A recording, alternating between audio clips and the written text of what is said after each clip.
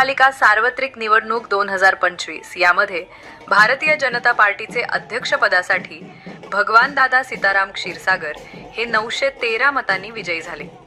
यामध्ये त्यांना 8801 मते मिळाली।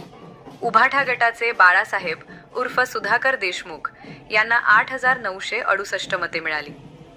शेख सलीम शेख फरीद 1558, अब्दुल तस्लीम अब्दुल सलाम 609, ॲडव्होकेट पंडित सतीश आत्माराम 165 व नोटा 180 असे अध्यक्षपदासाठी रिसोड नगरपालिका या ठिकाणी मतदान झाले। रिसोड नगरपालिकेमध्ये अध्यक्षपदासाठी 5 व नगरसेवक पदासाठी 94 उमेदवार रिंगणात होते। यामध्ये भारतीय जनता पार्टीचे भगवानदादा क्षीरसागर हे 913 मतांनी अध्यक्षपदासाठी निवडून आले।